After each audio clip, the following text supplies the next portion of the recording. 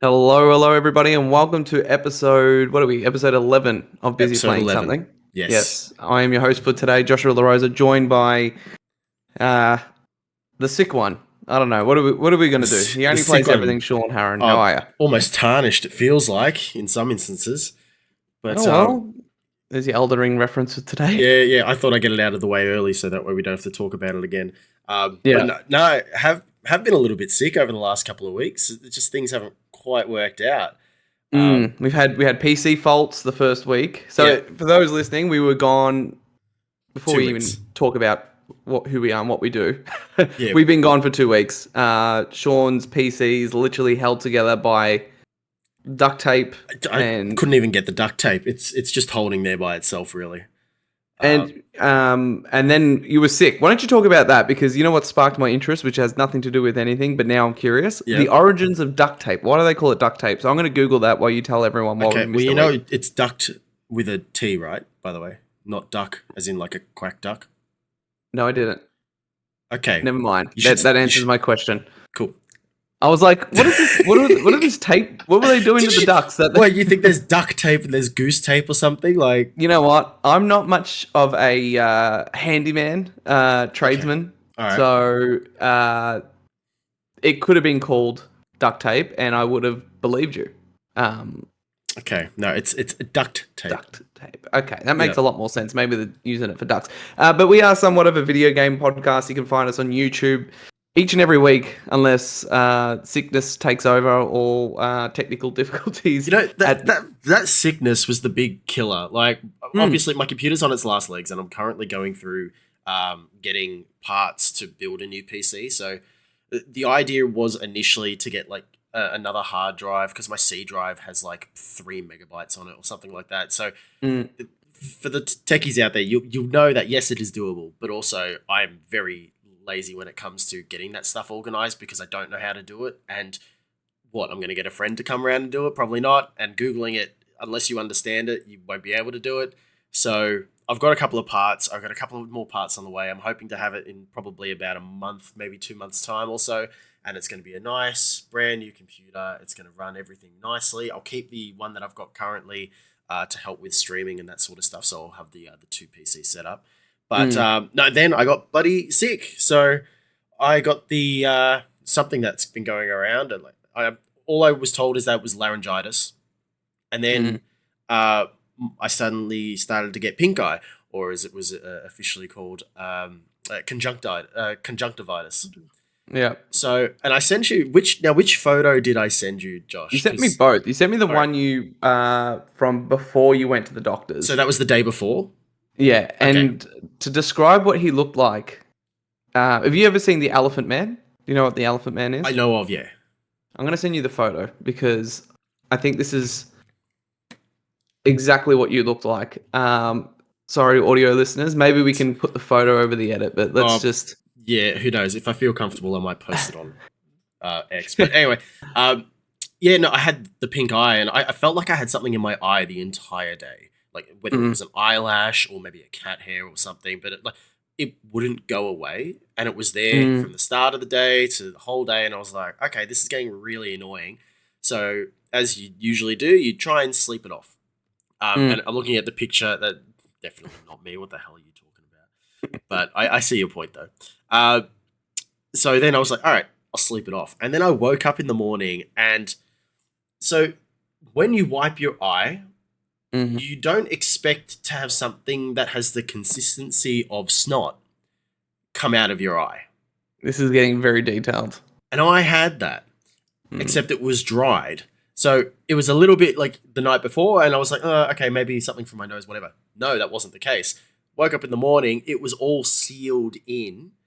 And so I had to go to the doctors with sunnies on to be like, hey, by the way, I've got this cold. Like my throat feels like it has razor blades. Also, sunglasses off. I have this. Yeah, right. And so then I didn't go to work for a week and a half. Well, you would have had time to play some games, which I know you did, so we can talk about all that. I'm excited at least for one of the games you played, right? Yes. Like, I'm glad you didn't waste the week playing like Hello Kitty's Adventure on the 3DS or something. The Switch, it's not out yet. Yeah, yeah. And then as for me, like it's like, what the hell's this? It's my son's birthday next week, so we're just hiding the presents in here. Because he's going to know that they are presents, right? I said the same thing. I know. I agree, but he gets into everything, right? Like if he will find a box on the floor and want to be all a part of it. So imagine something that's like literally wrapped in colors. Okay. It's too much of a risk. Don't Too wrap much it in of a risk. colors then. Wrap it in newspaper. He's not going to know what it is. How Yeah, old is he? He's 21. Yeah, I mean, He's turning one. You calm down. You deal with my wife. You speak with my wife. See if you can get to a point of. Right. You think I'm difficult to to debate with, you know, about things. Where do you think I get it from? That's why you're perfect for each other. Yeah, exactly. Never backing down. But we are somewhat of a video game podcast. We have been, like we said, gone for the last 2 weeks. There's a lot that's happened. It's been a bit of a crazy 2 weeks. We had Gamescom, games coming to other platforms, games releasing out of China. PlayStation Stars just decided to make the service even worse than it was. Funnily Concord enough, launched. Funnily enough, we had a show planned 2 weeks ago before the computer issues, and we're like, okay, it's been a pretty quiet time. We've got a topic. We can discuss about that, like talk a little bit about the future, what we'd like, kind of go in depth on that. And then all of a sudden, all this stuff's happened, and it's like, oh, we have talking points now. Yeah, yeah. And let's jump in. Where we're going to start? I think we're going to start with. Usually we end the show with what we're playing, but I'm going to start this week with what I've been playing because it kind of feeds into what I want to cover off today.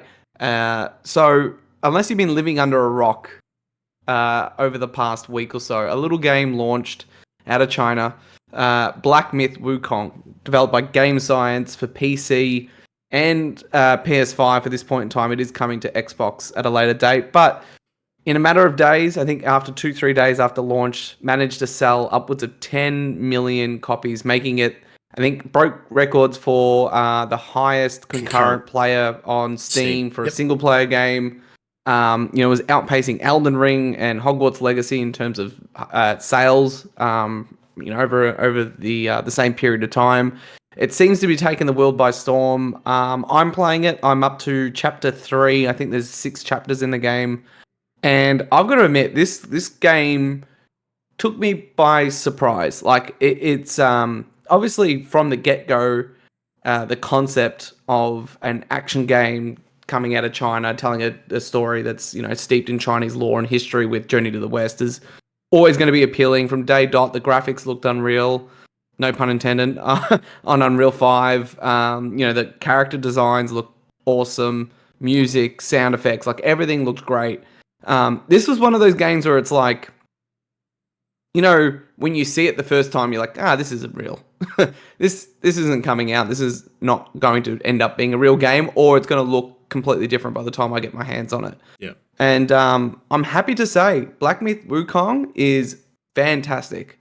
It's not quite knocking Rebirth off my Game of the Year for this year so far, but it is definitely a close second. I'm actually enjoying it more than I did with Stellar Blade earlier this year, which is another, non-FromSoft developed action RPG. But yeah, I wanted to start with Black Myth Wukong. What are your, as someone who's watching from a distance, interested in the game, like, have you been surprised to see this game really kind of take off and blow up? Hindsight's 2020, and I agree. Like when we knew it was coming, I think it was more intrigue than anything that this sort of game would be coming out of China, and kind of like what sort of impact that would have. Is it going to sell well? That sort of thing. And I think after this initial like week or two of it releasing, I think people are starting to catch on the fact that there is a whole gaming market out there, and it's all China. And and that's I think that's the core takeaway from Black Myth Wukong coming out. And a lot of people saying, "Oh, it's because it's a great game." And yeah. I think that's part of it, but I don't think that tells the whole story. I think the whole story is mostly based on the fact that it appeals to the Chinese player, and to that sort of area. You don't really get that with your westernized games. Like we talk about Genshin Impact as like one of those big games that comes from that side of the world in a sense. Those are the sorts of games where, because they tap into something that's recognizable and all that sort of stuff. Whether in this case it's through Chinese law as well, and it's playing off the same sort of like fighting style as like your Elden Ring and your other FromSoft games. I feel like that's just concocted this game that's kind of ticked all the right boxes, and hence why it's the sales are huge for what it is. The concurrent players for what it is, because it's tapped into that Western market of, okay, well, we like this Elden Ring, we like these sorts of games and how they play, and your Sekiro and that sort of stuff. But now you're also tapping into that Chinese player base. Yeah, and I also think the graphics have a big part of it too. 100%. I think someone just sees this on an E3 conference or Gamescom or whatever, like it's visually impressive to the point where you're like, man, this looks like, we talk about what's next gen and things like that. This looks unbelievable. And yeah, I think you're right. I think there is something to be said around, there's 2 points you brought up, which are really astute, right? The idea of like keeping an eye out on China. GameSize have only released, I believe, mobile games. This is their first AAA game. And we're seeing these markets pop up in Korea and in China. Like you even talk about Liza P out of Korea, right? Like, studios who their previous game was, I think, also a mobile game or a game that launched on console that was kind of like an indie-looking style mobile-esque game, or something, yeah. And this is their first attempt at something AAA, and very much like Liza P, like the quality of these games are on the level of some of the greatest Western AAA game developers out there that have been making games for 30 plus years. You got to remember that consoles were exclusive, were not allowed in China, banned from China for the longest time. I think PS4 was the first PlayStation to launch in China, thereabouts, right? So they haven't had a long history in console, but it's clear that the developers are looking at what the Western world has done and adding in their own flair. And to stop and talk about the actual game for a moment, I actually recommended this is something that you pick up and play because it really. There's been the debate online: is this a Souls-like? And I think there is inspiration from Souls games, but I wouldn't describe the act of playing the game as playing a Souls game. And what I mean by the influence, like you talk about the bonfires or the checkpoints that you rest at that resets all the enemies, the dodging, the invincibility frames through attacks, is very Souls-like, but the act of playing the game, the combat system itself is more, I would say, a combination of God of War, mixed in with some of the Souls-style games. Like, there is a stamina bar, you're still managing that, but it doesn't have the dance of combat that you find in a Souls game. It took me probably a good hour or two to actually get my head around the way that the game wants you to play and what the combat system looks like. So I'm playing on PlayStation 5, and the combat system's based around a light attack combo that fills up a meter, and there's multiple tiers of that meter, and you can release all that power that you backed up in a heavy attack that basically does a lot of the stun and heavy damage to the enemy. So basically, it's like the flow of combat is obviously dodging through attacks, using your light attacks that really only do chip damage to the enemy to build up that bar to then launch that, and then you got magic and things like that. So that style of combat is really not comparable to any of the Souls games I've played. You look at the Demon Souls, Dark Souls, Elden Ring style, which is more plotting, a bit more slow paced. And then Sekiro, Bloodborne are their own thing. It doesn't play like any of those. It actually plays more like like I said, more of a traditional action game, but modernized, right? Like you think about Devil May Cry, God of War, Bayonetta, even games like Bayonetta, right? They do the kind of invincibility dodge where it slows down. Like those, I think that's just this is the modern version of it, right? Because the Souls formula is that powerful and that big. I think even games beyond Souls games will have those elements. Just like back in the day, we used to joke about games having, RPG elements.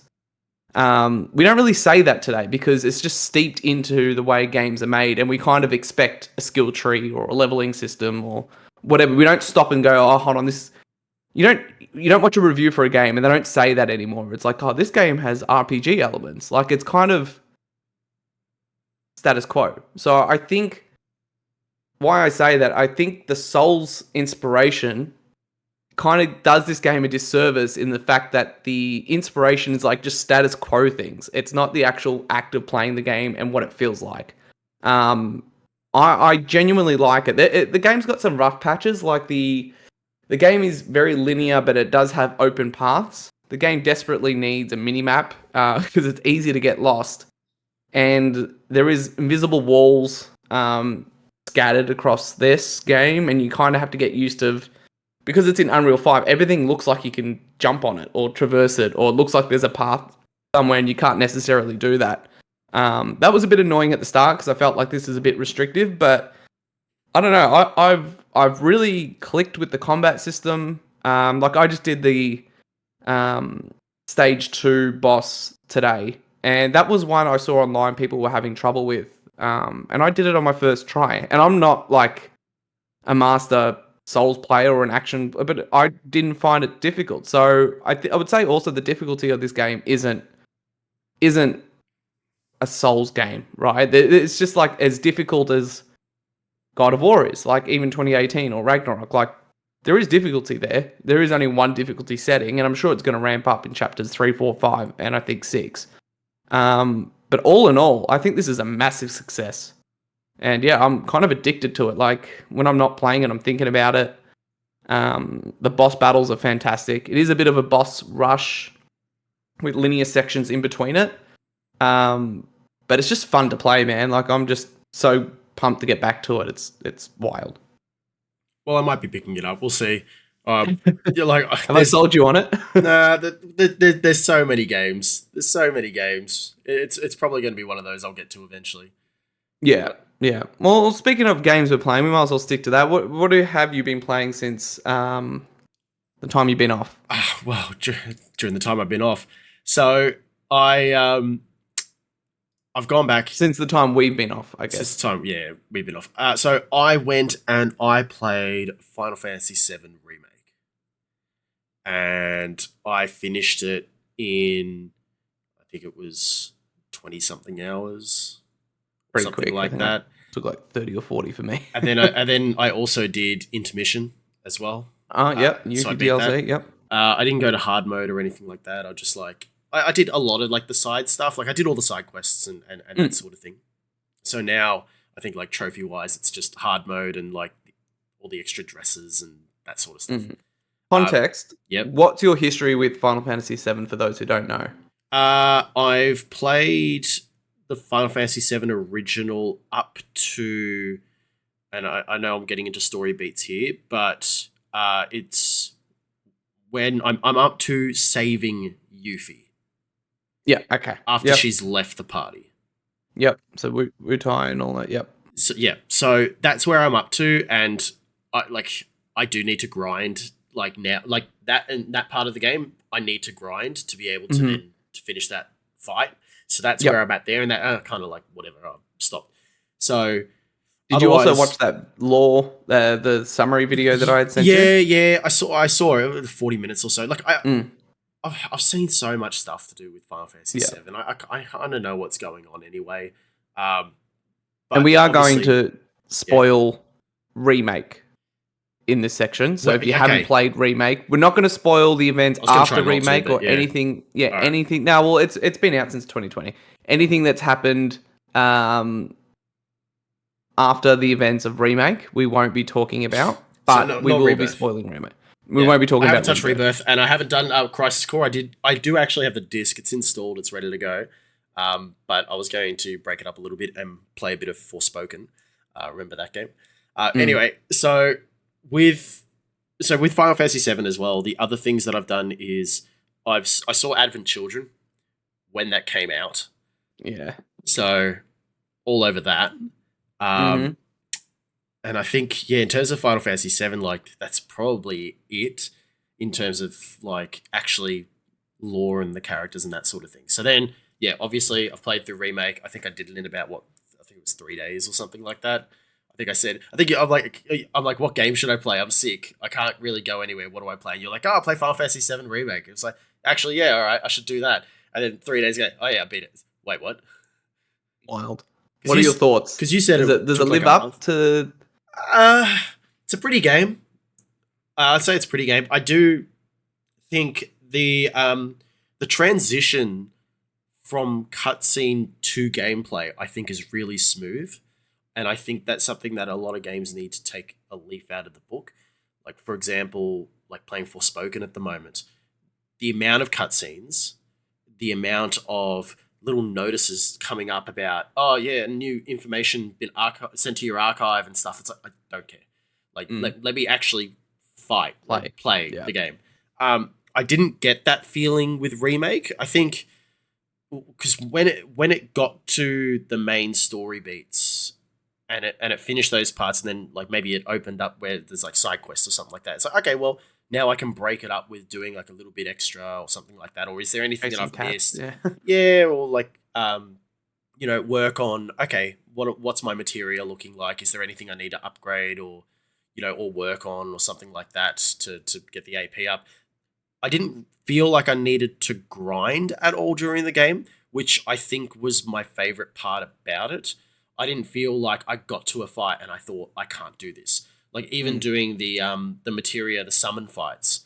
I think there was one of them which I think it was Shiva. It took a couple of times and I was like, actually, like the ice one. And I was like, oh, actually, I'm just trying to remember the fight. Yeah, no, so basically Blizzard captures you and then it will explode and do even more damage. That was the thing. And so Diamond Dust is the name of the move. Yeah, there you go. And so like after a couple of times, it was like, okay, hang on, I've got to really change it. Like as much as I can focus on lightning as much as I can, I need to be running around. I need to be focusing on, getting my abilities into play and the ATR and that sort of stuff. And so then it was like, okay, well, I'll change my materia for that. That was the only real time where I actually had to kind of like delve into it. Like even some of the final fights and the final boss at the end, how my characters were set up was actually pretty good. Like I had a cure on everyone, or like an auto cure or something like that. So like that was covered. And then like I think I had a magnify revive as well. So if push came to shove, I think it was Barrett or whatever could just go, revive everyone, let's go. And then just move from there. Items I didn't really use a lot. Like early on, you only use that, and like early on you used a lot of the healing ones. And then I think later on I used like antidote a couple of times, but otherwise I was okay. And I know hard mode you don't use items, so I think that's a good like transition across. Yeah. So like overall it's solid. Like the combat's clean. And I like that. I like the fact that there's no like, end of fight kind of like summary screen. Like you get a little bit like you could just carry on. I liked the transition from cutscene to gameplay. I didn't mind the story beats. I liked what they did with the ending because I kind of knew like at where the ending of the game was and where it would sit, like what would happen. And so some of the language that was said there, I was like, okay, I can see where they're going with this. They're going full Marvel Cinematic Universe, multiverse shit. Okay, cool. And so, well, that's where it feels anyway from that language, especially the fact that they call the game Remake. That probably gives it a lot of way. So eventually I will get into Crisis Core, which I do have some history. I've got it on PSP. And so that was the first game I played on PSP, although I think I only got about halfway through. So I'll play that and Rebirth. Yeah, Rebirth will probably come a little bit later. I think this year, depending on like price and stuff, or like how quickly I get through Forspoken, I think, because I want to get through Forspoken because not many people have, and then do Crisis Core, and then I'll see how I'm feeling. Yeah. No, Remake to me, as the audience and you well knows, like I was gushing, and that was like my gateway into Final Fantasy, right? So it was always a big deal. For me, like those characters are timeless. The music's incredible. The combat system, the combination of real time and tactical, I loved. I actually feel like if any Final Fantasy picked and dropped that combat system, would be great. And it only gets expanded in Rebirth as well, and fixes some of the issues that people had with Remake. A lot of it was like the aerial combat was a bit light on. Aerial was pretty minor. Like you're using a lot of magic to bring them down, and Yeah, then, like yeah. to stagger them, and then it was like, okay, you go to town. Yeah, but it's funny, like when I had played it, and there was a reason why I sent you to watch that 40-minute video, and it is because of the deeper layers that come with Remake and what seemingly is happening, and it's still not confirmed as of the end of Rebirth, but I'm pretty confident in the thinking. Do you and think I'm on the money as well? Not multiverse per se, Well, but yeah, the but- idea that Sephiroth that we see is Sephiroth that has awareness of the events of the original game. Yeah, that was what was Yeah, and where it gets deeper than that, and it's where it gets super exciting, is the idea that Aerith also has understanding of other things as avenues, well. Yeah, so there's scenes in the game. I think when you're on your way to War Market, you probably remember you played it not that long ago. But when you're on your way to War Market and Cloud, I think touches Aerith or brushes past Aerith, and he gets the flashback of the meteor and the white material dropping from her hair. Like there are obviously events that he would have no idea about, but she's seen before somehow. that she's seen and knows, and the whole idea of the whispers kind of taking away her memories and trying to. But also, she doesn't have that in her bow. You. The white materia. She doesn't. I don't think you actively see it. No, but I don't see it. Yeah. Whereas I'm pretty sure her original character model in Final Fantasy VII. Yeah, kind of had it on the side. It had it. Yeah, it is there. I think it's just like you don't. You're right. I don't think you do see it from my memory, and it's been a few years. But yeah, the whole idea that like both Aerith and Sephiroth seemingly know their history and where they end, and it's kind of like that power struggle of events kind of still needing to play out the way that they need to and the way that they should, but also them knowing that it's super interesting. And I can't wait for you to play Rebirth. But I was in awe when I got to the end of Remake, because obviously you don't fight Sephiroth in the original game until you get to the Glacier in Hand in the Black Materia, right? So this is like clearly different. He appears very early. He doesn't even appear in Midgard. Yeah, like it's spoken about. It's only when you leave Midgard. Yeah. So anyway, we'll keep check. Got a guest. Sorry. And see. It's okay. And see where you end up. But yeah, Remake's such a special game, and Rebirths I like a lot more. Not a lot more. That's your game of the year so far, isn't it? Rebirth is my game of the year. But it's got one of those endings, or it's super interesting. Like you think that the whole Remake multiverse kind of idea really didn't come out straight away. The people who played it initially didn't even pick up on it. Like it's really deep in the understanding of the game. Yeah. Like I don't know anything about what happens in Rebirth besides what could potentially happen because of the original, and even I'm picking up on like something's going. I think there was a level of confusion of how it was being done type thing, right? The multiverse thing's a good pickup. Anyway, so we'll see when you get to Rebirth. I'm interested to hear your thoughts on that because they do some wild stuff in that game. Some things they do is in the immediate Aftermath.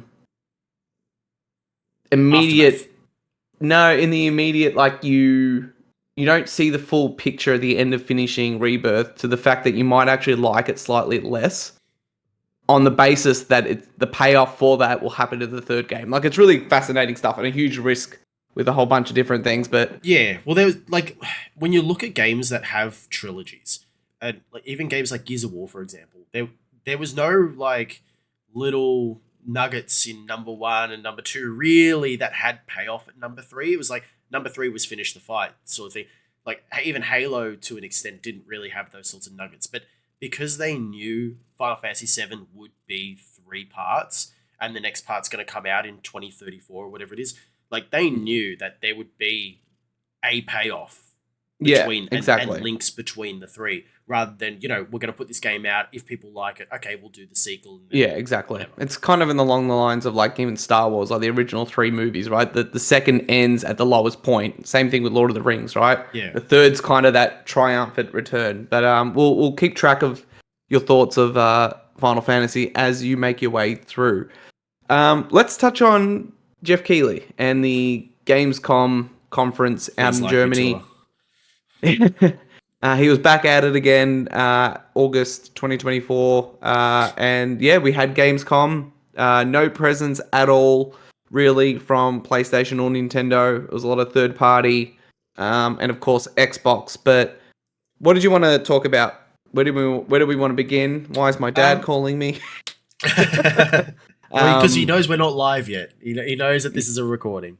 Yeah, exactly. I think I'm sure he's fine. I think we can. I spoke to him twice today, so I'm sure he's okay.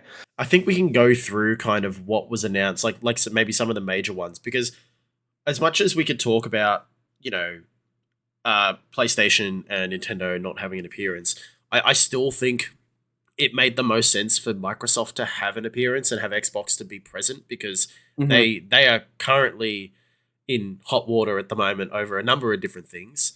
And so, they need to be in front of people telling them what's going on.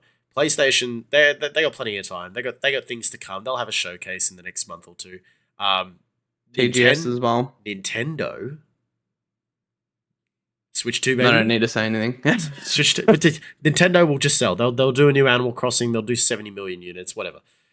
But so maybe we can go through. We've got a list here of things that were done. Yeah, let's maybe touch on some things that we found interesting. Comments, yeah. Yeah. Where do you want to begin? My overall thoughts of the show was, I wasn't a big fan. I didn't watch the show. Overall, I didn't watch. Well, actually, no, I lie. I put the show on as like a replay afterwards, but even then, I was not drawn to like watch it as my primary thing. I had as a secondary thing.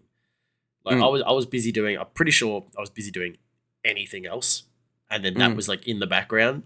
So, yeah, I wasn't too kind of like hyped up on it. And also, I haven't heard a lot of hype about the show and about what was present, just in general. No. It's kind of like, yep, it came and went. It's okay, cool. So anything cool coming? Like, had to figure that part out. Yeah. But we can start with what stood out to you? Yeah. We can start with what opened the show. And that was obviously the sales figures for the Borderlands movie. No, it wasn't. But it was basically a response to it, and that was Borderlands 4. Got the official teaser trailer to start the show. Borderlands is in a world of hurt right now because of that film. Which, I don't know, like, I'm starting to see the conspiracy theories, and I swear to God, I'm starting to become a believer. So the theory that they will license... I am listening. I'm just my dad does this thing where it's like, if I don't respond immediately, I get 6 text messages. So keep going, and I'm just going to... That's all right. I'm starting to believe in the conspiracies where these game companies will allow films to be developed, produced, directed, and released on their IPs. But if they're terrible, then they're going to draw people back to the games because that's what they liked. And so, Borderlands does terribly as a film. Oh, but we got Borderlands 4 coming. Oh, I like the games a lot more. Yeah, I'll play the new game. The only issue with that logic is that Fallout had a really good TV series and people still went back to play the games. So that's the only flaw in that plan. But if that was the plan, they've nailed it by not only casting everybody 20 to 30 years older than what their characters would actually be, but also not doing the Borderlands story at all, and then having Borderlands 4 announced, which is just wild to me. Yeah. It's technically Borderlands 5 anyway. Yeah. Because you got pre-sequel, and like the Tales ones are different, obviously, but you got pre-sequel. No. It's Borderlands 5 effectively. Yeah, that was a bit of a, like, the Borderlands movie. I mean, I'm not a Borderlands guy, so it wasn't even on the radar. But interesting tinfoil hat theory. I don't know, maybe they did expect, like, they would have had an indication of when they were planning on announcing the game and when the movie was going to launch, right? I don't think the plan was maybe necessarily to have one of the world's worst movies And then Randy Pitchford's like, "Oh, see, but it's a compliment because you're saying that our games are better than the movie that stars Kevin Hart and the rest." Well, you know, the funny thing about it is that all the test screenings that they did for the film were apparently super positive, and they were wrapped for this film, and they were doing like all the marketing because they're like, "Yep, everybody loves this film who've seen it," and then it came out, and everyone's like, "This is not good." It's a no. It's a no. There's already advertisements on, I'm pretty sure it's Amazon Prime Video, that it's coming to the service in the next like week or two. Yeah, already. I think by the end of the month. Yeah, I saw that as well. So it's definitely clearly not doing too well. For me, there wasn't really a lot in here. We'll talk about Indiana Jones later. They showed a new trailer for Monster Hunter Wilds, which it's kind of one of those games. Like I spent over 100 hours, I think 120, 130 hours in Monster Hunter World. But I don't think I need to see it. Like I think I'll just buy this game, and if it's an improvement or just in addition to what World was like, I'm sure I'll like it and get sucked in. So that even really didn't do too much for me. The actual announcement that I was interested in was, I don't know if you saw the announcement of Secret Level out of Prime. Made coming by the out in same Prime Video, people right? who did Love, Sex and Robots. Pretty sure. Yeah, so done by Blur Studios, the guys that did that. Plus, I think they did the cutscenes for Halo 2 remake, part of that collection, all the cutscenes. Blur. Yeah, Blur Studios. And same director as the original Deadpool movie, Tim Miller. He got emotional about it. Yeah, it was super cool. I like that stuff when it's like genuine, right? And it's like a adult. They describe it as an adult animated series with a story set within the world of famous video games: Armored Core, Pac-Man, Sifu, Unreal. There's a PlayStation themed episode. I think we saw both Jin Sakai and Kratos in there. There's a Concord episode as well that's listed separately to the PlayStation. We're gonna see a lot of Concord. A lot of Concord. But other third-party things, Sifu would be sick. But super interesting. When I first saw this, I assumed it was like a documentary series, but it looks like it's actually an animated series with stories set in the world of. Like it's short stories. That's really cool. That's super cool. Some really cool stuff in there, man. Like seafood's awesome. I love seafood. Sounds like I'm saying seafood. Seafood. Love seafood. And there's a Mega Man episode. There's a PlayStation episode. Microsoft's there as well with what's it? Obsidian game. Obsidian game. Which one? Outer Wilds. Oh, yeah. I think there's an Outer Wilds themed episode. Yeah. So. Outer Wilds and Outer Worlds. Which one? Oh God, I don't know. One of them. Outer Worlds was like the Fallout-ish one. It's with the moon, the moon face. Yep. The Obsidian one. Yep, that one. Outer Worlds. Okay. So yeah, that honestly was probably one of the announcements where I was like, I'll be looking forward to that in December. What about Peter Molyneux coming out, talking about his new game, which is basically black and white, and it's called Masters of Albion. So it's literally black and white plus Fable equals new game. I didn't recognize him. My God, you've aged. You know that Albion is the whole world of Fable. Yeah. The guy's lost the plot. I mean, he's actually make a game where you promised like it was yes, and I actually downloaded it. It was on mobile, and it was meant to like build up from like you were to create like civilizations by conforming the world and stuff. Yeah, and everyone was digging into the core or something. Correct. Yes, and I played it for a little bit, and it was nothing like what he promised. No, and there's like whole videos online about how he's promising stuff in like Fable, and it just never happens. So. Yeah, that's kind of his thing. Yeah, I thought that was pretty funny.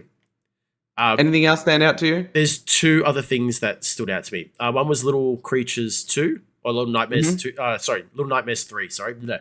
And it will feature co-op multiplayer. So if you like your side-scrolling horror games, which the other two I really like watching and not playing. So I'm interested to see that one there. And the other one, I'm just trying to find the little video Supermassive are making it. Okay. It was Until Dawn, guys. Yeah. June Awakening. Yep. The MMO, which I'm interested to see how it goes. Apparently, it's come for PC. There will be console ports, so I'm not sure how that's going to roll. Like I think they're just going to focus on PC and kind of console will be an afterthought in a sense. But I don't know. It looks okay. Mm. Yeah, the other one for me, my last one was the last Berserker of Kazan. I think the first Berserker, Yeah. Kazan. I mean, it's another third-person action Souls-like. And I'm reading from Press Start, the Australian website, and even they say here like we're a little bit wary of another Souls-like. So it is one of those like wait and see. Another one. Another one. What it feels like on the sticks, but I got to admit the art style and the art style I think is cool. It's kind of like a anime inspired. I think it's set in a world of another series type thing. I don't know. But it looks really cool. So I think Ben Starr's in it, who's Clive from Final Fantasy 16. So this is one I'll keep my eye on, I guess, and then see what previews For our have to resident say and when the Souls game player. launches.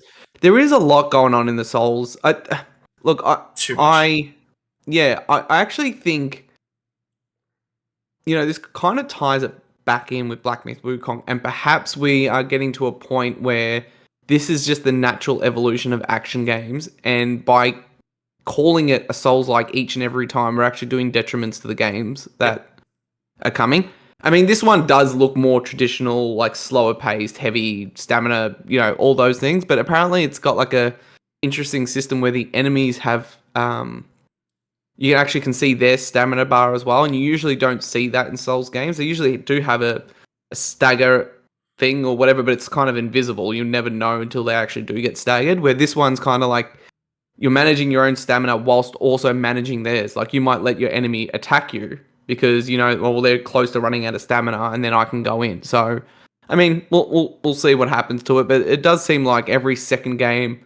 I mean, you think about what I've played this year, right? Like Souls games. Elden Ring, Shadow of the Erd Tree, Stellar Blade, Black Myth Wukong, all seem to have Souls, or one's literally a Souls game, but have Souls inspirations. But I will admit, I am really enjoying the combination of Souls and traditional action games. I think we need to stop calling them Souls games. Yeah, It just needs to be action games. Just action RPG, just like we have action adventure or well, like hack and slash. That's the thing. You call Final Fantasy Remake an action RPG. Because it is an action game, and the RPG elements is like probably the materia side of things. Yeah, that's the thing. That's the tricky point, right? Because then a Souls game is also an action RPG. So there needs to be a definition. Well, it is. It's just so. It's just they say Souls-like because the Souls games were so successful. Yet we're just going to say, okay, well, we think that this is going to be successful too. It's also like it plays very similar. We're going to say it's like Metroidvania, where it's literally named after Metroid and Castlevania, which I mean is fine. I just think when you say Metroidvania, it's difficult, right? Because when you say Metroidvania, you can picture the game in your head, right? Like 2D, left to right, you need to go back to left to get the power up, the double jump to do that. It's the same thing with Souls-like. When you say Souls-like, it's the same thing where you're thinking, all right, difficulty, stamina management, dodging, blocking, which is fine. But I think the only issue is that Souls games also come with, in quotes, that grueling difficulty that people perceive every game in that genre to be like, and that could be a detriment. Just like you can play a Metroidvania that is easy, and you can also play a Metroidvania that's difficult. As soon as you say Souls-like, you don't think, is it an easy Souls-like or difficult? You just think, all right, this is going to be bang my head agaast the wall. So maybe it needs to be... That's how I feel. Anytime I see Souls-like attached to a game, I'm like, okay, I can't be bothered. See, I gave in because I'm like, at some point I'm going to need to. I'll play it. If they just say, okay, well, this is an action game that's coming out, great, okay, I'll give it a go. But when it's like even Stellar Blade, for example, comes out, it's like, oh yeah, it's Souls-like. It's like, oh fuck, okay, I don't have time. Why don't we start calling them action likes or action likes? Because they are action. They're not likes. They are action. Yeah, but if we say action light, it could you know what I mean? Like just like we have Metroidvania, you say action light, and that means it's an action game that's a light Souls-like at the same time, where it's got elements. Yeah, but then you're talking about an actual genre of game compared to a type within the genre. And then you're giving more to the type of game rather than the actual genre of the game. Yeah. We should be leaning more towards the genre, which is the overarching circle in the Venn diagram, rather than, a part within that Venn diagram and saying everything is under that. It's difficult. I think that the industry needs. I would love to needs like a defined terminology thing, because it is very up in the air, right? Where I don't see awards for a Souls-like game. I see it for an action game. Exactly. And then Sifu wins best fighting game. Because they fight, yeah. Yeah. Well, that's the thing. If there is a Souls-like award or Soulsborne award, that's when I'll lose my mind. That's when I'll absolutely flip my lid. I just think it needs to be. I think it's fine to have umbrellas under a genre. Like action adventure is you got action adventure. You have action. I mean, I would get rid of the word action. Have action adventure mean one thing, and that's your Uncharted, your Tomb Raiders, right? It's an action adventure game. It's an action. You got a lot of action, and you're on an adventure. Right. I would then have, I think hack and slash should be used. Hack and slash is its own. Yep. Is its own thing, and then I think you have, you need. This is a broader conversation. It is a broader conversation because I'm thinking I'm looking at I got Steam notification of somebody jumping onto No Man's Sky, and I'm like, that's not an action adventure game. I'd see that as just an adventure game. However, it has RPG elements when you're looking at your inventory and the ship maintenance, and then you've got quests and that sort of stuff. However, that still all falls under an adventure game. Yeah. Yeah, I know. It's very, very confusing. And then there's look at games like Phantom Blade Zero, which is another Chinese developed action RPG that is inspired in terms of level design from Souls games, but actually isn't a Souls game, but is inspired by the way that you traverse a level. Inspired's different to what it is, though. Yeah, it's all very much. But let's finish up with the elephant in the room, or the giant golden treasure in the room. Okay. And with the one last thing that was Indiana Jones. I think a lot of the week or two leading up into Gamescom, there was a rumor from some reliable sources that a big Xbox game was coming, or was going to be announced to be coming to PlayStation. At first, a lot of people thought it was Forza Horizon 5, which apparently is still in the works and is one of the games that will be announced at some point. It seems like there's quite a few games, quote unquote, confirmed that are just not announced yet. Forza Horizon, Flight Simulator, Starfield, and Hellblade. Okay, I can understand Hellblade, Starfield, and Flight Simulator. The thing that I find an issue with, and I don't think it's not going to happen. I think it will, because it's come up multiple times. But with Forza Horizon, any of these Forza games, you've got to think about licensing for the vehicles. That's why they only last a couple of years before they're taken off the stores and that sort of stuff. So is that going to be an issue where, on the one hand, you might say, okay, well, yep, we are going to release on another console, but it's only going to be available for 2 years while they'll still have the licensing. Point. Or are they going to look at, okay, well, we're not going to have a Forza Horizon for a while. We've got a longer contract for these licenses. So, okay, we can put it on another platform and squeeze it while we're get a new people to come in and play it while we're developing the next one. So yeah, I feel like it's one or the other there. Yeah, and it's interesting, the classic Halo Gears, Forza, you would think those three would be sacrosanct. Yeah, to move across, but perhaps not. So let's talk about Indiana Jones, which was the one that was the one that was ultimately announced. Again, a lot of people expected it, but I think the biggest shock and backlash that came from it was the way it was announced. It was literally the one last thing announcement. So they announced trailer, release date, December for Xbox Game Pass. And they used the PlayStation reveal to be and one last thing. And then Jeff Keighley slowly turns around, and then the screen updates to 2025 and PlayStation 5. I mean, interesting. They Kind of made it a big deal. bit of a slap in the face, I would say, for Xbox fans, right? Like, we just got the release date, and I'm in two minds of this. I'm interested to hear your thoughts. The the fan of consoles in me does understand where the hardcore Xbox fan feels slighted, in the sense of this. I mean, the non-business approach would have been to have this announced for Xbox and maybe in the press release, or maybe As a you secondary feed that thing. information through to IGN and others that this game's coming to PlayStation 2025. To have it as your one last thing, big reveal, does feel like a bit of a slap in the face. And then there's the whole Phil Spencer, the podcast earlier this year, and the whole the first, these 4 games isn't Starfield or Indiana Jones, and this isn't representative of a change of strategy, and don't expect this to be more, and blah blah blah blah. We've all said, including you and I, that it was always going to be more than 4 games, and this was only the beginning. But I feel like this was a weird way to announce it.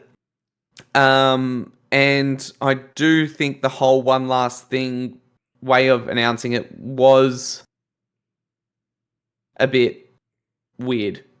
Yeah. I mean, it looks like a waving of the white flag to me. Like, if this is how they're going to approach it, well, it's weird. We've had 3 Bethesda games come since the acquisition, right? Well, 3 big ones. Let's not include Redfall. 3 big ones. Starfield, launched exclusively on Xbox. Still at this point in time, as of 26th of August, still an Xbox PC exclusive. So that's one approach. Doom Dark Ages, announced day and date, PlayStation and Xbox. That's a second different approach. And now Indiana Jones is a timed exclusive to Xbox. So from 3 games, we've got 3 different exclusivity approaches. Yep. So, man, I understand the Xbox fan feeling confused and slighted. The Josh, me, who's been saying for months that this was happening and that if you thought it would just be 4 games, I think I tweeted on that day, I'm more convinced today than I was yesterday that Starfield is coming to PlayStation. And that was when they announced the first 4 games. Because, reportedly, Sea of Thieves has sold over 1 million copies on PlayStation. They saw the metrics. They're making the move, right? This is not something you can do in half steps. So you don't just absorb 2 of the largest third-party publishers and then not think that your business is going to be altered by that. But what were your thoughts? How did you feel about the approach to the announcement? I mean, I'm excited because that was the one game I was excited for this fall out of Xbox. Now you can buy it.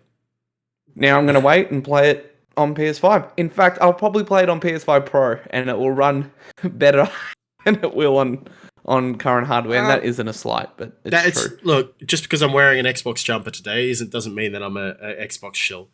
I'm in a few minds about it, because at the end of the day, like I really don't care, like, if games are coming to platforms or not. Like, as long as I have an avenue to be able to play it, I'm happy. And I'm selfish because I have everything. So I don't, like, I'm not stressed. If it only came out PlayStation day 1, yeah, I've got it. If it only came out on Switch, okay, that's easy. I am, I guess, a little bit miffed, especially after the recent changes with Game Pass, because now it's like, well, what value is Game Pass actually giving me? And yep, you can talk about your library of games all you want, but I had to browse through the PlayStation Plus library as well, and it's cheaper. Pretty good. Mostly the same, but like, there's a decent amount of games there. If you wanted a library of games, they both offer the same amount. The one thing that Game Pass had, which even through the change of the Game Pass subscription like tiers, was the day 1. That was one of the changes. So when you then hear, okay, well, Xbox has bought these companies that they're going to have games on the service, they're going to be day and date, like on Game Pass. All right, great, you're selling me. Yep, and then it's coming to PlayStation in 6 months' time. Okay, little bit miffed, But because it's like, okay, well, I can play it day one. They have to wait 6 months if they're not going to get an Xbox. And it's like, okay, well, that's their choice. That's fine. You can't get upset about that. As a PlayStation player, you wouldn't be upset about that because you're like, all right, well, I just have to wait 6 months. Easy.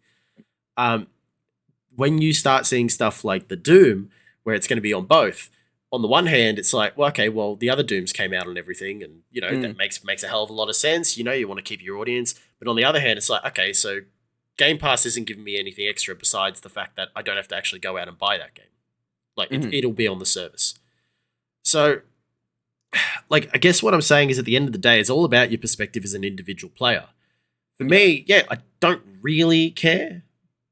But on the other hand, I can absolutely see why there's a fire under Xbox right now, trying to basically say, hey, look, you've gone, whether it's flimsy on a couple of promises or you've had a complete business change in in your decision-making process about what sort of value are we giving Xbox players. Yeah. Wasn't the quote when they acquired Bethesda? Let's see if I can remember this, because this was what? This is a while ago. All right. I'm going to say it, and then I'm going to Google it, or you can Google it. It was the Phil Spencer quote, the round table, and it was this acquisition, or something along the lines of, this acquisition is about providing exclusive software on platforms where Game Pass exists, or something like that. Yeah, something like that. So that was the message, right? It was about exclusive content on Xbox and places where Game Pass exists, right? That was the initial message. I think like Activision just completely redid their numbers, right? Because that's the thing. Like, we gotta be, the fans on both sides need to be real in different ways, right? Also take a chill pill.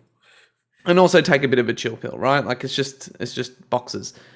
All right, I'll start with my understanding in terms of the concern with Xbox hardcore, right? Okay. It's the fact that, okay, is it a slippery slope of these games come to other platforms, therefore the console sells less, therefore the need to port games over to this console that is shrinking is becoming less and less. Like, we are seeing, I think, a considerably amount of games not launch on Xbox for reasons of them focusing on PlayStation versus the primary release, right? Because they feel like their sales will do well. Yeah, so even if you look at games like even Black Myth Wukong, right? But that's more of a optimization thing. But games like Stellar Blade? No, Genshin Impact, right? Or Final Fantasy 14 only just launched on Xbox. Well, Genshin Impact's launching on Xbox. That's what I'm saying. It's only just launching on Xbox, right? But it's been on PlayStation for years. So I get that concern, right? Hey, I'm an Xbox fan since 360. I've purchased thousands of dollars worth of games. Am I going to be supported as an Xbox fan? Not necessarily by you, because I think Xbox have proved that they're in it to make games. But am I now going to miss out on all the third parties because they're not prioritizing the hardware? That I get, right? That I understand. I would be feeling the same thing, because it's like, hold on, I'm kind of locked into your hardware, but am I going to be stuck now because a game that I'm excited to play is being optimized for Xbox last, and I need to wait a year to play it? So do you think that Xbox then is feeding Xbox players, or do you think it's more towards Game Pass subscribers? So I think what their ultimate goal, my view on it is, they understand the hardware is a losing battle, right? I think I think what they need to do is just come out and say, like, when they announce, I think they're waiting for the announcement of their next platform. Yeah. I agree with the conjecture online that the next Xbox is going to be more of an open box, more PC-like, even more than what the current consoles are. And maybe it does run Steam, which I don't understand how that would work, because Steam, they would have to negotiate Keyboard with Steam a different cut. You got big picture mode. No, in terms of like when games sell, what's the split of revenue between what Microsoft would get for that game? Could have its own storefront similar to Epic Store.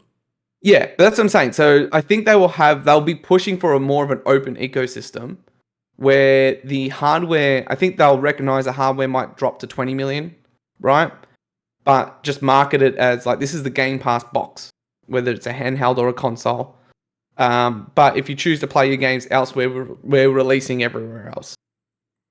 As long as they have hardware, even if it only sells like 20 million units each generation, I feel like that is still enough to warrant a level of support from most third parties, you would hope. But you will be missing out on games unless the strategy is to make it more open, because if those games launch on Steam and you have Steam running as your...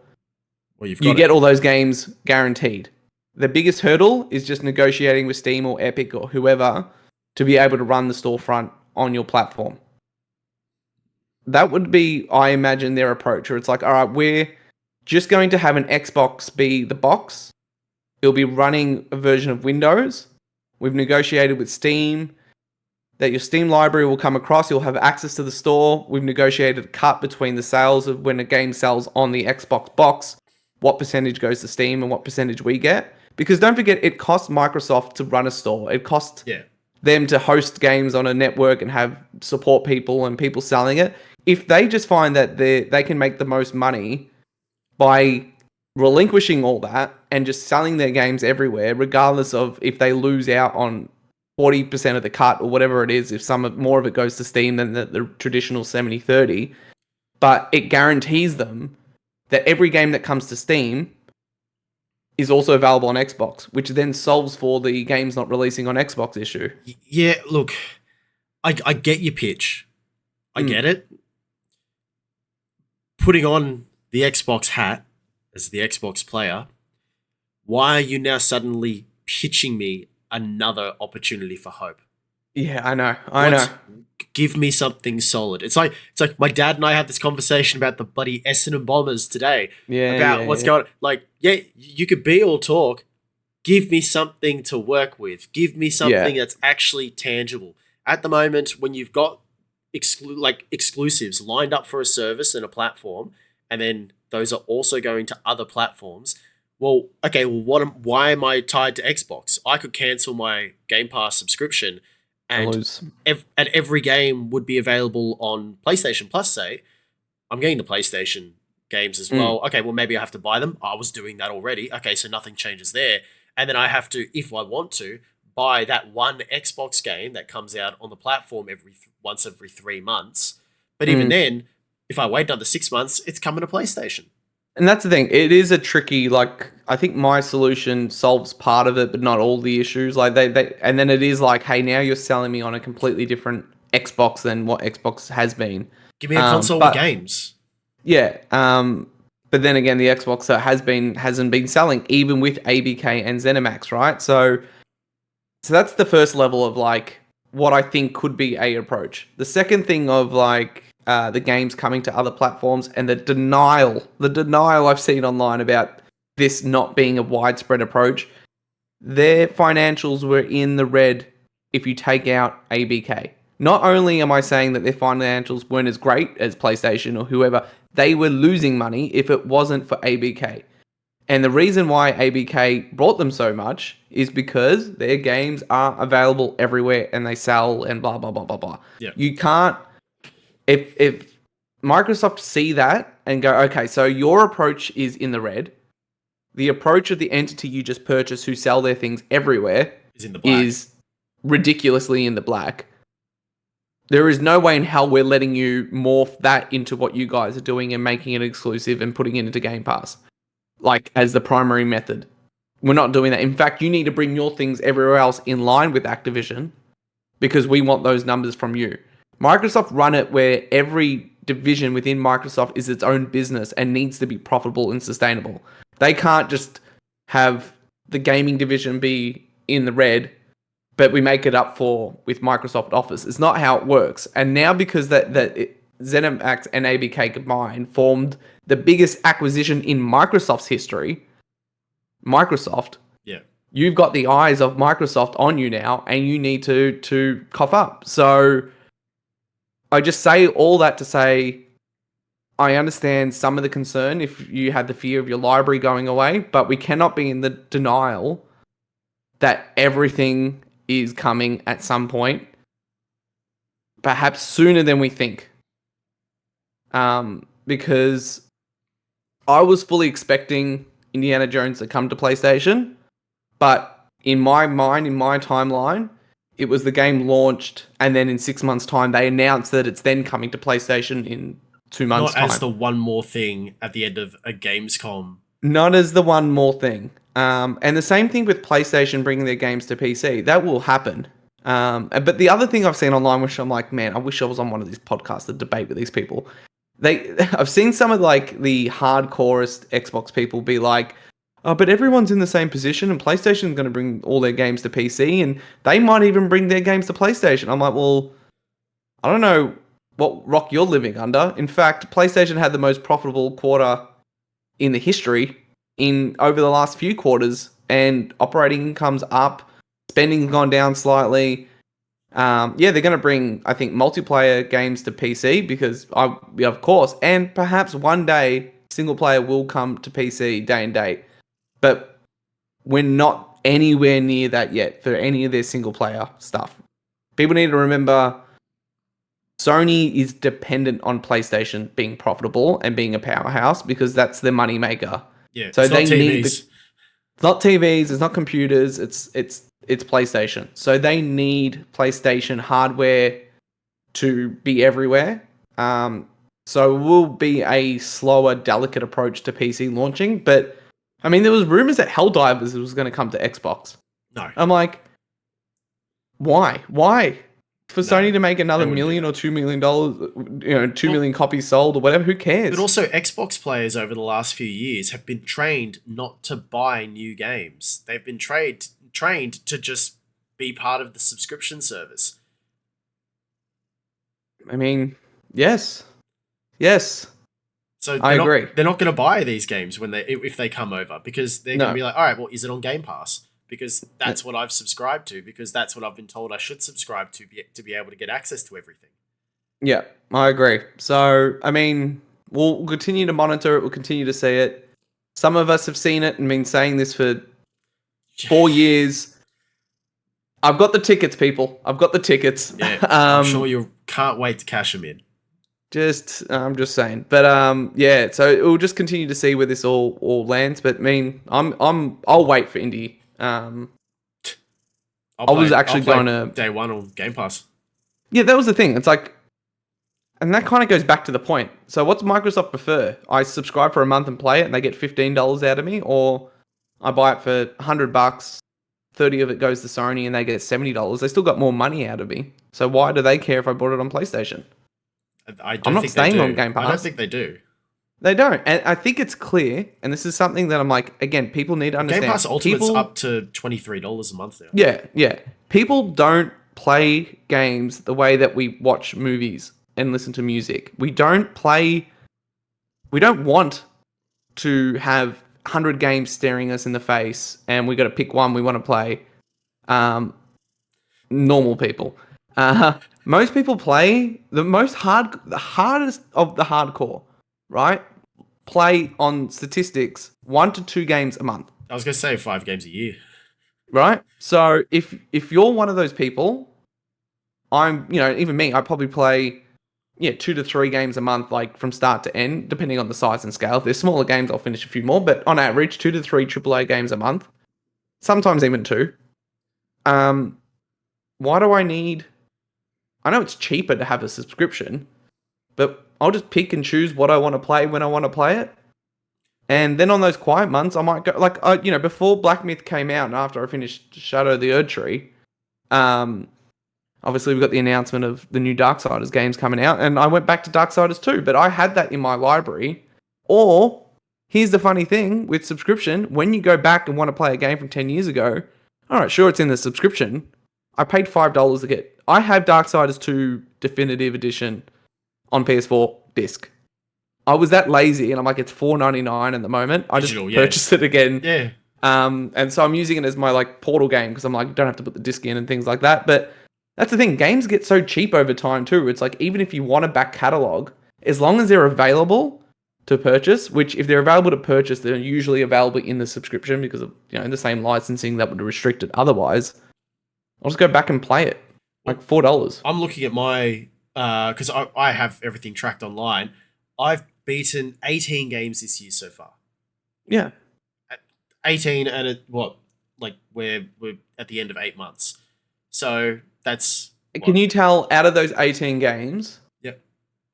Which ones of those were ones you purchased purchased? I can run through.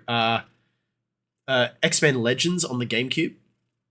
No, as in purchased, as in there were new games purchased this year. Brand new purchased games this year. Okay, let me go to the start of the year. Parking Tycoon Business Simulator.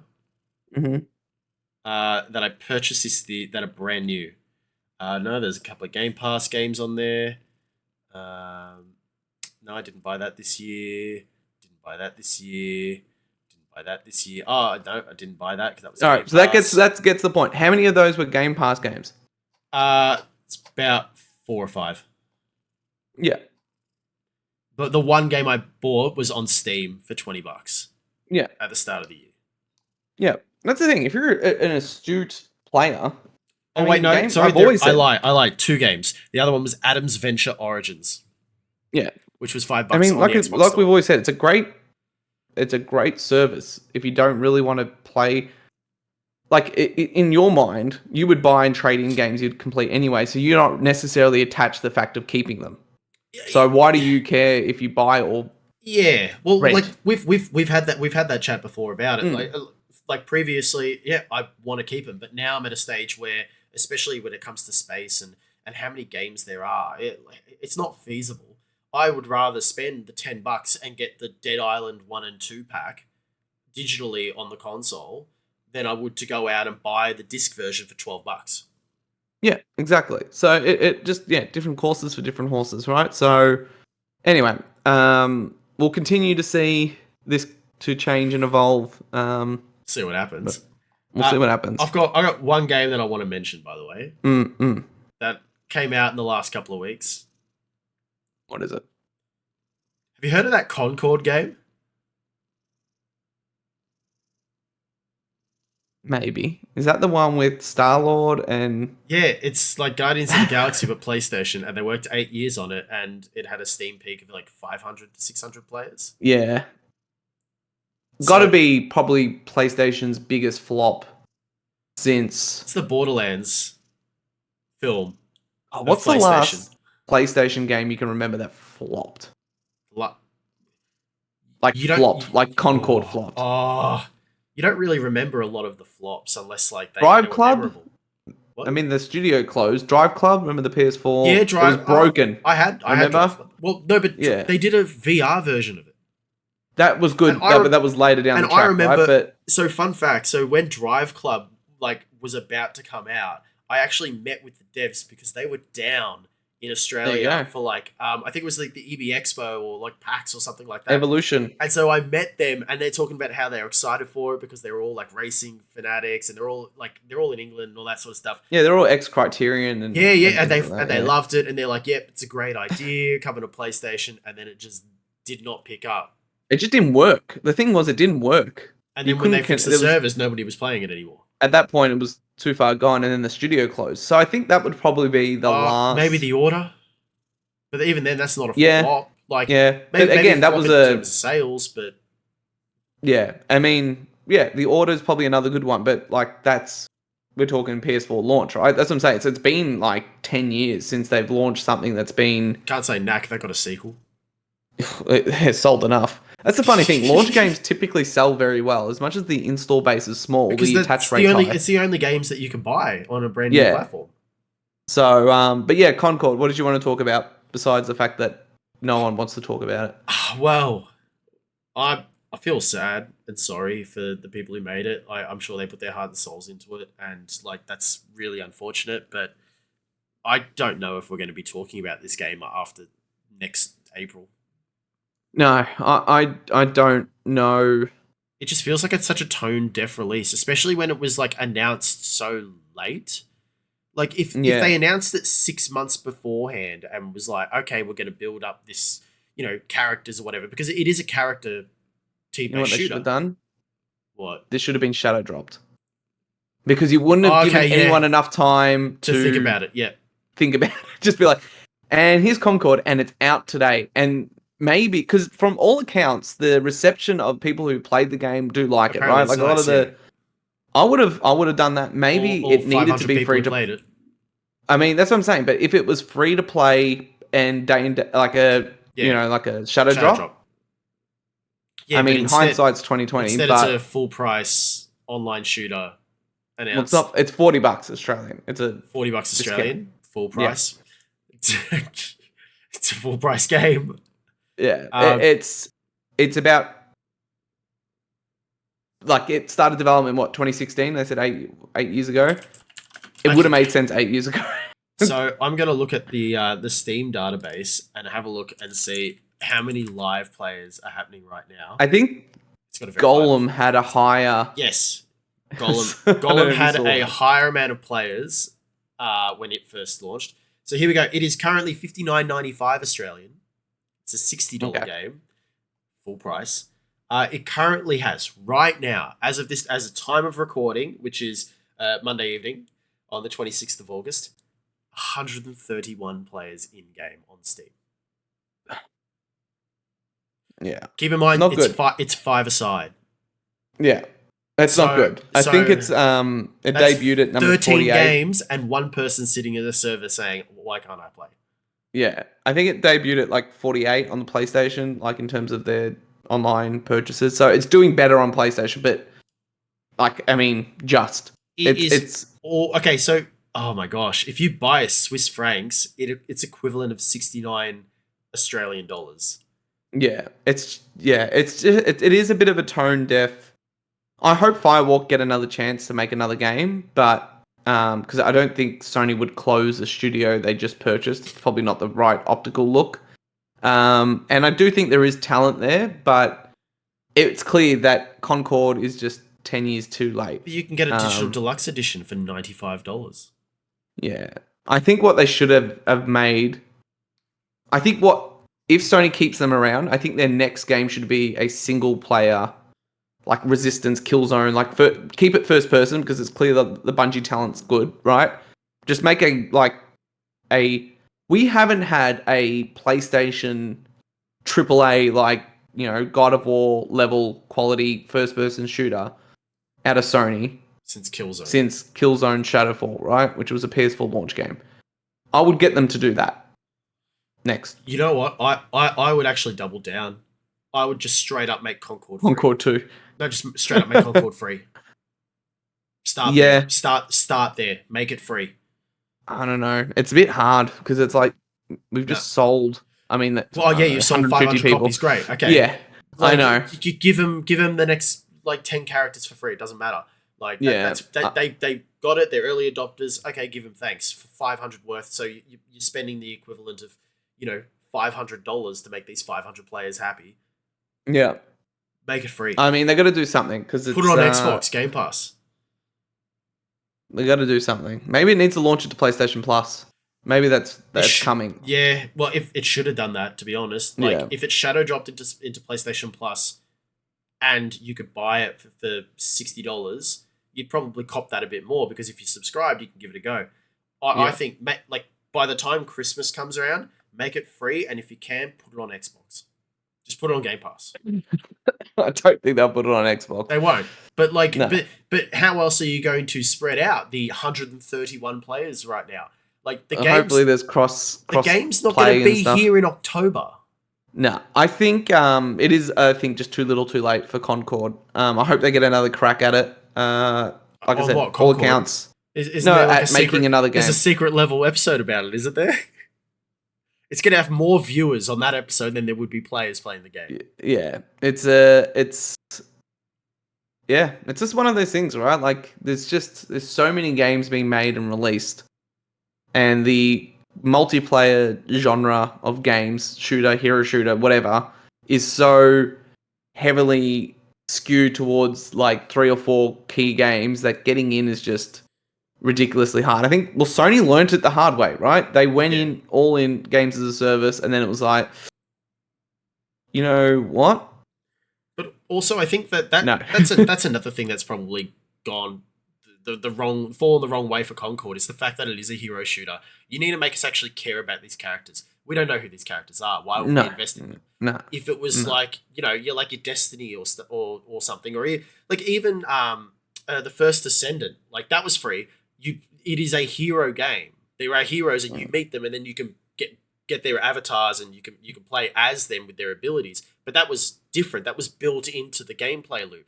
This be yourself. Yeah, go on. You know what would be good, I think, is like why don't here's a novel idea.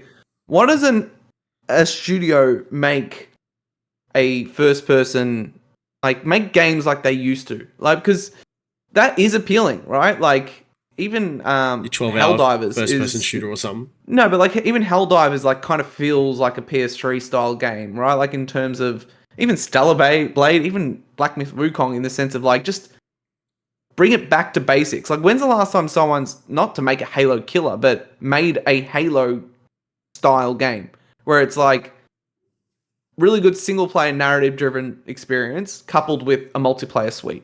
Like we don't do that anymore. Like it's always just one or the other. It's really just one because no one really does single player first person shooters really.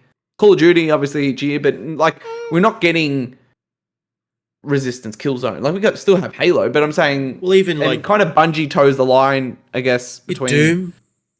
Yeah, we got Doom, but actually it's it's mostly Bethesda because you got your Doom, you got your Wolfenstein, you got those sorts of ones. Like your Far Cry. Yeah, so maybe although Far Cry's not levels, it's more that's open world. That's different. But it does seem clear that Firewalk, like because they've got like the weekly narrative cutscenes and they want to tell a story in this world, but regardless of if it's good or bad, I have no idea. But I mean, if that's what they want to do, just do that. Make a single player game around these characters. We are playing these characters, yeah. And have a multiplayer suite that goes with it. And that's the thing. Multiplayer games don't need to be forever games. Why can't we just have a game and play it and put it down? Like Helldivers. Sold 11 million copies, made a ton of money. People move on. Yeah, you know why they moved on? Because they nerfed flamethrowers, and then I kid you not, they nerfed flamethrowers and like grenades. Which makes and no that sort sense because it's not like PvP. Then just to double down, a couple of days later, they did a new like premium pass that was all about flamethrowers. Yeah, yeah. But I mean, that's what I mean. Like, it's fine to play a game and move on. Why don't we go back to making games like that? But yeah, I think we've spoken more about Concord than most people do. We're trying to give it the airtime that it will never get. Yeah, exactly. But all the best. I mean, spending 8 years in a game, like I feel for you guys. So I hope get paid. Hopefully, Sony, I don't think will close you down. I don't think so. I don't think so. I think they just there's clearly talent there. So we wish the guys best of luck. All right. Well, we've covered a lot today. We definitely went through a whole smattering of different topics and things like that. We're a few weeks away from Astrobot, which I'm excited for. I actually had my manager at work today ask me about Astrobot. Like, I actually went into work today because I needed to, and he's like, "Oh, how much is it at like EB Games and stuff?" Because like my kid wants it. It's like, "Oh, well, you can always get it and like trade in a game or whatever." He's like, "I've got literally one other game for PlayStation 5. I'm purely getting this game because Returnal wants it." I'm pretty sure it's Grand Theft Auto 5 or something. Yeah, like, of course, whatever it is. Of course. Yeah, but people are asking about it. They're excited for a platformer, just a genuine platformer. That's what I mean. A game you pick up, you play, you put away. That's sometimes we just need that in life. Get the platinum and leave. Exactly. But yeah, I think we'll wrap up here. I think we had a really good discussion. Kind of went through a whole bunch of different things. Who knows what's going to be happening over the next little bit of time. Obviously, TGS is coming up, Tokyo Game Show. Sony's making its first appearance in what feels like 5-6 years. Death Stranding 2 is confirmed to be there. Final Fantasy 17. Yeah. PlayStation Pro reveal incoming. I mean, apparently it was open discussion at Gamescom, so it's common knowledge at this point. And I mean, Sony probably need to announce it soon before it gets leaked. But yeah, plenty to do, plenty to play. I'll keep up to date with keep you guys up to date with Black Myth Wukong as I continue to play that out. Yeah. And we'll be able Anything to else, Sean, you want to we'll add? be able to find you over on X, won't we? Yes, you can find us on X or Twitter at busy_playing, or find me, myself, and I at Joshua LaRosa, or at Holly the Prawn for Sean Harron. Again, find us on podcast feeds every Thursday. I'm just trying to remember. It's been a while. Every Thursday, you can find us on podcast feeds. YouTube video will be up momentarily, so you can find us at YouTube at Busy Playing Something. Like, comment, subscribe, and tell us, what do we want to ask? Well, what was the game from Gamescom that stood out, if there was one? Otherwise, and if you want to get into a little bit more interesting question, I'd like to hear what people's thoughts are around Xbox and Game Pass and where they see it. Like, what would make Game Pass attractive now after these changes, after Indiana Jones, after all this sort of stuff? What's the thing that's going to keep you subscribed to Game Pass? And tell us the history of duct tape while you're at it. Duct tape. Duct tape. Yeah. All right. Awesome. Well, take care. Stay safe. And we'll see you next week. And we're getting PS3 native to PS5, right? Yeah, well, we'll see. I'm on the phone with Shu. He keeps hanging up every time I call. That's because you keep calling from a non-private number. You start calling from a private number. He'll know it's not you, and then he'll pick up. And then he'll pick up. Yeah, you're right. All right. I think we should wrap it up. Bye, guys.